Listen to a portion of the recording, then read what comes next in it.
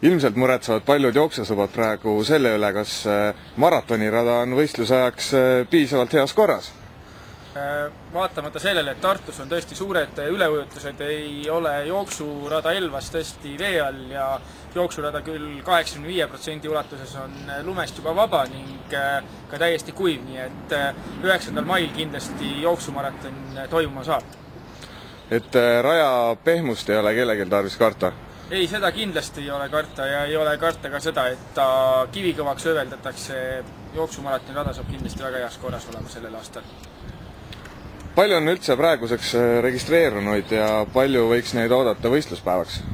Hetkeseisuga on registreerunud esimese vooru lõpuks ligemale 3030 inimest, mis on juba mõned inimesed rohkem kui eelmisel aastal kokku registreerus ja korraldajad on valmis kuni 50% kasvuks, mis tähendab seda, et siis korraldajad valmistuvad 4500 jooksusõbra tulekuks, nii et tundub, et jooks on siiski väga populaarne ka sellel aastal ja loodetavasti ka paljud, kes veel võib-olla ei ole jooksujalatseid välja saanud võtta, teevad seda lähiajal.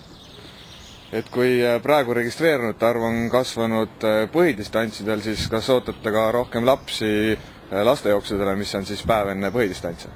Täpselt nii, et kogemused näitavad, et kui on põhidistantsile ka rohkem registreerunud, siis ka lapsi on rohkem tulemas kui just ilmataat vingerbussi mängi.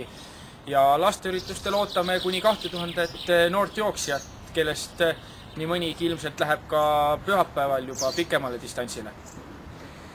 Kas enne maikuud on ka veel jooksusõpradel võimalik kuidagi klubi Tartu maratoni tegemistega seoses rajale minna?